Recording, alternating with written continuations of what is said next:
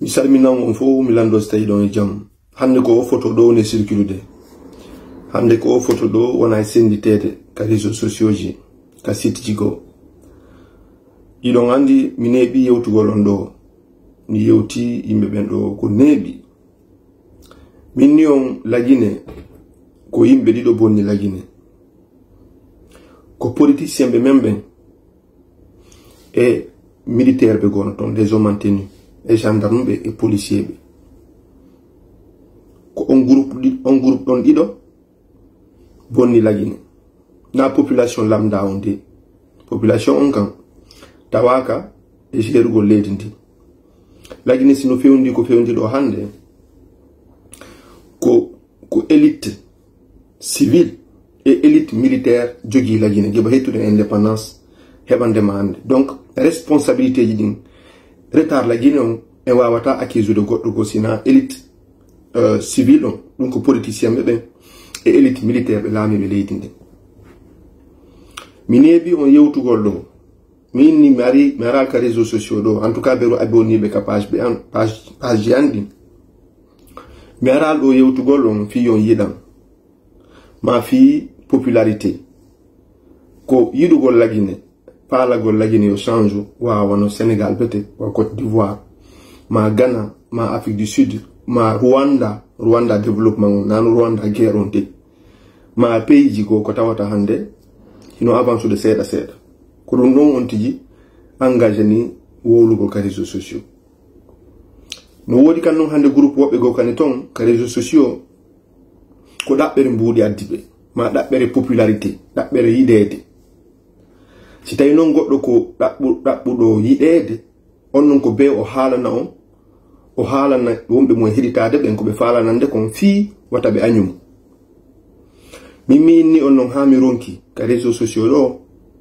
mi ala do yewtugol fi do goddo yidam ko mi do andi ko tawata dum don en tout cas min ko mi miji kon ko tawata no hakkile an ni falte sendi dagole mo andi non buskan ton ko analyse do way analyse de modja be den changer société men on jama men on yalta ciukke gongol parce que tigi on ko jama men on ciukano ko giba fewndo Alpha Condé do itanduma 58 de ha fewndo Alpha Condé do surtout fewndo régime Sékou Touré régime Alpha Condé on pour la méthode min ni ko be wowla on famude arndo e say mini jama men on yobe accu kala pullo fuuta naatu do kanjal système be jogoro mo wa gagno kala pullo fuuta tawtudo système on woni gagno mi inis la fala naatugol e der gouvernugol leydi ko be heba yimbe kanjal système ko hay système d'infiltration ko porto be watta kon har ko be net do dumaji honno espionnage il faut toujours heba yimbe kanjal système en politique ko non kadi fonctionnirta bi parti politique ji ton fop be mari hayde infiltrant laamu ngol no infiltrer parti ji din fop parti politique din hoori mun kanyum kadi di wadirna espionnage donc hakkunde macci ko rapport de force ko yoyere ko to yida goddo e politique kandar ko nafata ma kon nafa yimbe mabe nafa protéger population ko tawata mo en population wada dum no mairie million do acce yennugol Ousmane Gawal o be nyamo frère imodon Ousmane Gawal ko ni yenni be yenni be woli be yenni be ni womin Ousmane Gawal no yobilam mari min acce yennugol Bawuri Bawuri kadi o jamfike mo wari ni yenni be dari be yenni be continue yimbe harakila min ni on wana ko faldo nande ko mi halanta on tawi wobbe gon don blogueur be gono ton ben don combat mabbe on fop ko wona ngol ko faldo nande ko mission watta naalila be saloto en tawaka be saloto yen tawe e lama go leydi ndi har poste de responsabilité goto mo men hebata jam walo tallo parce que si tawi kadi e leydi fop no wa hebde ton poste de responsabilité tawa muma on tawa ka der ton kada weltota ko ka si tawi hande do ministère din fop be jonni leɗɗi hedditiɗi din tawa pullo kadi ala nder ton pullo ben seytinayi si be yetti primature be jonni pullo on dariki on yenni on pullo ɗum bimbi e kikiide tawa non ɗi leƴƴi hedditiɗi yimɓe maɓɓe ɓe wondunoɓe he RPG hino tawti système on yiyata yimɓe daro yenna ɓen ɗon ça veut dire kare ko enen woni yiɗidira ɗa wawi critique gol goɗɗo mais naya daro yennamo ɗa wawi wonde wona d'accord mais na daro ko yenna mo mum ñande wo ñande min ni wona d'accord e ɗum ɗon politique wona hoyre mi inni on kadi honɗum min ni alliance mon on erreur jano on surtout UFDG parce que on ɗon parti hande woni jano on lagini plus grand parti politique hande ko UFDG min ni ko on ɗon parti hande tawata hayɓe yii ono politicien jon ɓe hawɓe setti ɓe ƴetta leñol ngol fof ɓe ukkaton ɓe sikka UFDG kala wonɗo pullo fota ko UFDG kala probléme ko waɗi dommage collatéral jon pullon hono hawra e pullo fota mi inni coalition mon onon e RPG on ko erreur stratégique et erreur politique manditiɓe ɓen hino andi min ni goɗɗo wawata arde waɗa coup d'état itta goɗɗo e laamu haɓɓito ɗon on ittaɗo ɗon on jogodiray wono nene goto baba goto combat ton ittuɗomo ka laamu on ittuɗomo ka laamu ƴetta laamu ngun jonnan onon par ce que hay onon harande kadi o hoolaki on mo andi ñande hewtuɗon ka pouvoir wo on créanaymo probléme o jaɓata min ni Mamadi Doumbouya ko jeune jo on tuma hay wonali hay général haɗon tuma mo ƴetti laamu ngu neɓirali noon ko probléme ji ɗin manifestation ji ɗin fuɗɗino ɗon mais yalti men inni pay koy to ko yaltu koye fero kaaje fi honɗum par ce que si ɓe yalti ɓe ferike kaaje bus no waari ɗo hande no wara politicien ɓe yeggitino fi maɓɓe population o yeggitino fi maɓɓe nene maɓɓe e baaɓe maɓɓe no jooɗi no fesude hande ha hande ni fi maɓɓe justice woltake fi mum warɗo ɓe on ɗum ko Alpha Condé o yalti leydi ndin warnoɓe ɓen avant Alpha Condé ɗum ko groupe Dadis en CNDD pardon ɓen ɗon fof ñawama sina Sékou Ba Konaté min ɗum fof wonon ɗum ça veut dire rien min ardine hakkille ñande Guinée fala change de wo Guinée fof immoto daro parce que en waɗi expérience on une fois Marsali en waɗi 2 fois Marsali 3 fois Marsali ɓay koye tun daragol inna ko ɓe waɗu barricade quartier ji ɗin ɓe sunna pneji fero kaaje ɗum changeata ngu laamu jogiiɓe pinka wawata wonde ñande Guinée jon fof heɓi prise de conscience o ɓiji ɗin fof changer min ko mi faala c'est le bon Guinéen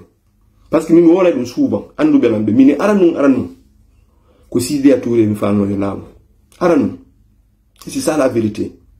mais aroy ha avec le temps mi ndaari mi tawi hande kadi joni politicien ɓe ɓen mi wata hoolade ɓe par ce que bus e maɓɓe ko intérêt personnel jokki mi tawi hande kadi mi hoolaki politicien ɓe mi hoolaki tawi hay goto jono jooɗi minni mi hoolaki soori mi hoolaki politicien je préfère jooɗagol observana hoore an koni feɗɗiɗe ko mi ndaara so tawi lam mari ko mi wowla mi wowla so tawi lam mari analyse personnel mi waɗa o photo wonɗo e circude ɗo hande photo on ɗo hande busno inde ko gonga ma wona o gonga ko montage na montage o photo wona montage joni ko photo réel kono ko honno ko nder circonstance ji honɗum photo wal tira ko non tuwa ɗon ettagol anda ko négociugol ɓe arno ko fotowal kesal ka ko neɓugal parce que fewno hande ɗo ni Doumbouya heno fembi ko ngo tiri ko ngal fotowal tira haro fempanoki ko neɓugal ba ko neɓa goɗɗo anda on famude mi inni wana yo ƴettu goɗɗo mo yiwɗon wo honno waɗon mo c'est-à-dire que yimɓe utilise communauté men on fi waɗugo règlement politique fi hono si mi wi ɗum min ni giba fewno Lansana Conté ko yimɓe men ɓen hikkinano yeeso Alpha Condé no tawano e utilise ɓe yimɓe men ɓen jammi jama on jammi zone ko hoɗuɗen ɗon commune de Rattomo ɓe jamɓe ɗon l'axe ko Alpha Condé créé ɗum mo tawano e Ba Mamadou en fof e mouvement ji ɗin fof o utilise Ba Mamadou e Ba onno e Siradio o jooɗi ka koyɗe makko o wallitiɓe o ɓe ƴetti pay koye ko axe ɗo ɓe yimɓe waɗi ɗi manifestation ji ɗum ko événement 2007 yimɓe buymaya hande justice waɗani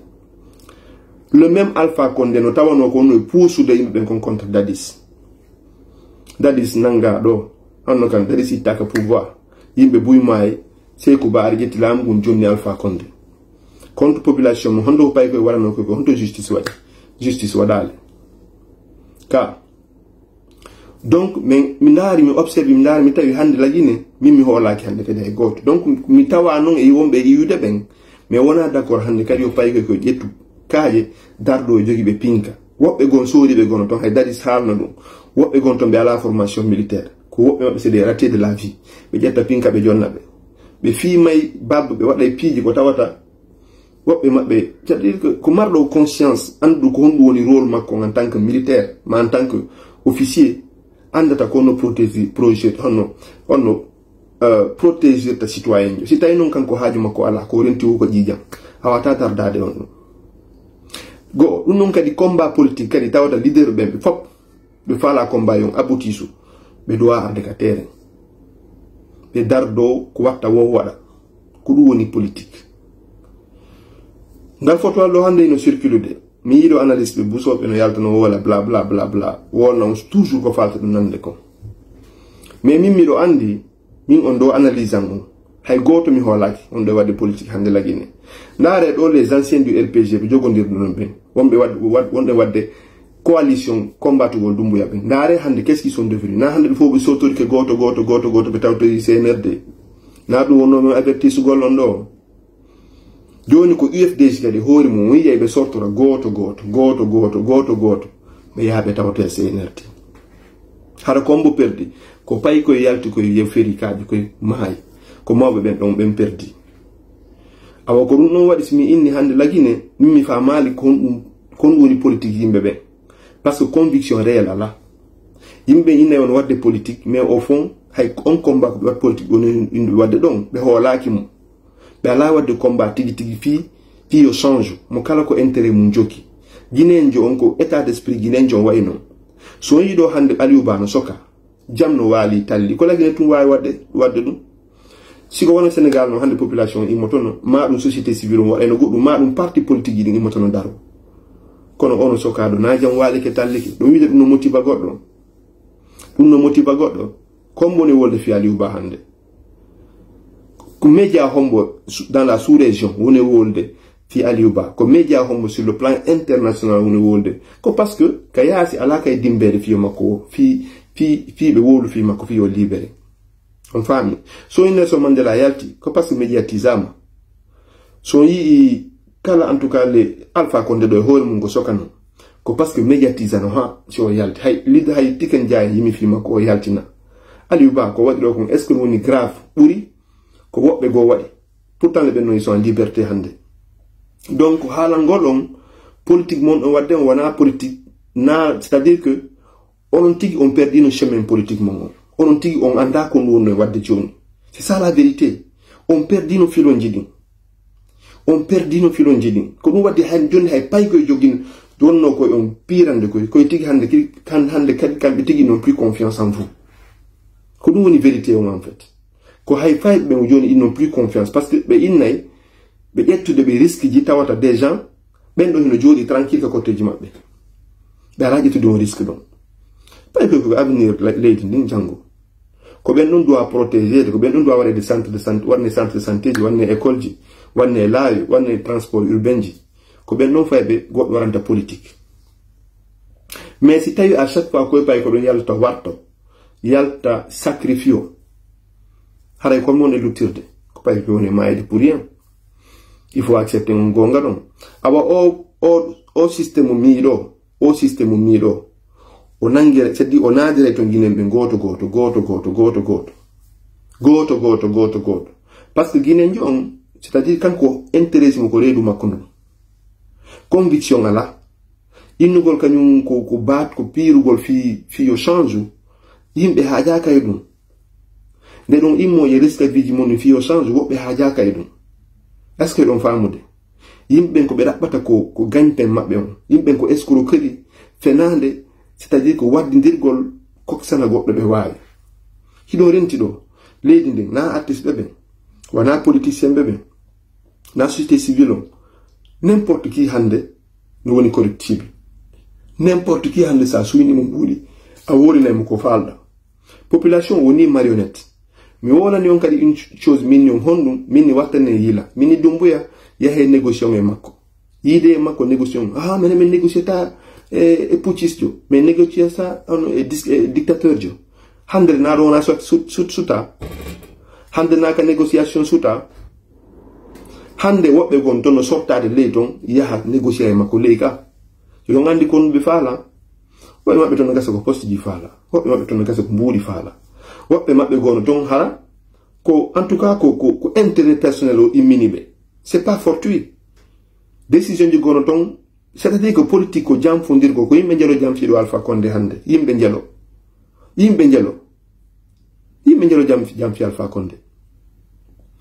ɗiɗo hay yimɓe men no daro no plaida fi Alpha Condé. J'étais choqué. Alpha Condé ko waɗi en comme fop dari min ɗon depuis le début ɗum ko ma Doumbouya ƴetti pouvoir minni mi 1000 fois Doumbouya ɓurani mi Alpha Condé mi wonno ɗum ɗo mi assumi ɗum kadi minni on ɗon on bete à l'époque ko ƴetti pouvoir on bete minni bete on ɗon o fittani en gonɗi par ce que sedi ɗen andi ko sorti en ɗon hari Alpha Condé e réseau ji makko ɗi ɓe gayni hewde Fouta waɗugol affaire Mandeng Diallo on créa divise communauté ji ɗi yaha waddidira e kawte men ɗen ɗaɓɓita piiji c'est à dire que feƴƴinori dans les années 1725 ha heɓandema hande ɓe naata e affaire leƴƴi ko Alpha Condé réseau makko wonno e wadde ɗum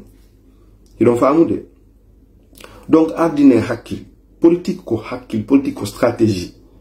fop si opposé ke opposé si fo opposage onon kay jokkon haaju mon par ce que sina ɗum so tawi ala doole ko dartora ala c'est-à-dire que aɗa ɓaali moyen no dartora goɗɗo wawata pirude c'est ça la vérité aussi haala wingi no ɗuuɗi ko wolugol tum bla bla bla e réseaux sociaux yimɓe no yaltino woola tum hino tañƴina on tun wan on promesse ji penandeji ɓe ton ka réseaux sociaux ɓurɓe wonɓe wolde ɗo hakkunde en Allah ɓe ala information ji ɓe innayi on tum ɓe mari équipe ji ko weccale ko fenande inno rien ɓe ala équipe ji de c'est-à-dire ɓe jouwa woni ka mindset mon ɓe watta on yimɓe komoɓe so wattanali la ɓe bonnanayi on commerce ji mon ɗin ɓe bonnana on gueseli mon ɗin ɓe sunna gueseli mon ɗin ɓe ara ɓe bonna cuuɗi ɗin ɗon faamude ɓe kon woni yiyaali fewndo Alpha Condé kon woni yiyaali fewndo Alpha Condé donc min si miiɗo hande wonode photoje ɗo woɓɓe no yehi no sorti kale no négocier Alpha Condé oye ka honno Doumbouya ngalɗin talan par ce que min personnellement après no wawi wonde photo ngal ko gonga mana gonga de mi anda objectivement ko say ko ɗum naɓi ɓe wana yo Allah mi toñata mais lan andi do min personnellement mi hoolaki hay goto ka parti politique ɗo hande hay goto je fais pas confiance aux gens parce que miɗo renti comment ça se passe miɗo renti piiji ɗin comment ça se passe on faami on yii ɗo hande opposition on mo divisi opposition e hoore makko mo kala ko intérêt mum hande honto Sidya Touré woni hande honto Lansana Kouyaté woni hande honto Fall woni hande honto woni Ousmane Kaba hande honto Cellou Dalein woni honto ɓen ɗum fof ɓe woni ɓay ko ɓen woni mawɓe ɓen ko ɓen woni ancien politicien ɓe ɓen sa inniɓe ɓe ƴettu parti ji ɗin ɓe jonna sukaɓe ɓen ils sont pas prêts sukaɓe en hoore mum sa inniɓe il faut alternance ka parti politique ɓe sukaɓe en hoore mum innaɓe wonna prêt harande kay sukaɓe go c'est vrai sukaɓe go kadi ils sont corruptibles jusqu'au cou so ndaari ɗo hande wano jeune ɓe sifa Ismaël Condé ko corruption buse maɓɓe ɗo hande wonnoɓe wolde ha ɓe ɓo poste ji donc hande a holta ko mawɓe a holta ko paykoy a holta ko soori a holata ko no politicien civil hombo holotoɗa ils sont tous pareils donc ko ɗum mi inni jama on hande ko jam faala quoi population on ko jam faala population on fayɓe surtout yimɓe men ɓe hande ko jamɓe faala population men on tampi moƴƴa non a wawata immogol ɗo waɗa politique a préparanaki haala wingi ɗuuɗi les gens parlent beaucoup yimɓe no yalta to ñande o ko waɗi o ɓe waɗa yalta ɓe waɗa vidéo hay goɗɗo ñitti waɗa vidéo ɓe waɗa analyse ji bidon ɓe watta information ji ɓe watta recherche ji ɓe heɓata information ji wonɗi fiable koye woni tun kamɓe atti wolude si ɓe atti ɓe wolike ɓe montiji page maɓɓe ko mbuɗɗo natude kamɓe mbuɗɗino naatu tun ɓe mari compte ji partout par ce que ɓe andi ko ɓe haalni on ko falɗo nande ko ɓe jonni on tañƴinare ɓe jonni on espoir o arata mi wolan noon ɗo mini Doumbouya ko payko ittuɓe joƴƴinnoɓe Alpha Condé ɓen law mi wolan noon ɗo joƴƴinnoɓe Alpha Condé ɓen 2010 ko ɓen joƴƴini Mamadi Doumbouya so yiɗomo hay kanko yiɗo mo yaha on anda la confiance mo wondi e confiance c'est à dire ko wala ngolo kulol huɗo ɗon ayemo tun anda par ce que himo andi ko joƴƴinimo kon himo andi ko bambimo kon ɗum wiide ara portoɓe ɓen honɓe ɗaɓɓata wona politicien jo ɗuɗɗo haala ma wolowo français moƴƴere Afrique ɗo ko waɗnoɓe business ji maɓɓe ɗin sa ari a uttaniɓe montage ji ɗin a inni are ƴetton jamanje ɗin ƴetton kanŋeje ɗin ƴette ɗum ɗo jonnolan pouvoir on ɓe jonneti pouvoir on portoɓe ɓen jomi o yi démocratie ji ɗin hande fewndo ko feƴƴi kowoni feƴƴude karna kon donc si on famali non onon on jodi ko inni ko cartal ko démocratie ko wadugo discours du politicien ay nay on dirait des cellules politiques ay nay président be dum yettata pouvoir ko négocier ça tawi an ka kayasi awa négocier de bete ar négocier won ka pouvoir soit wona sur le terrain négocier à partir de l'étranger au moins garantir ça ma sécurité ma hota continuer politiquement mais na joda goldo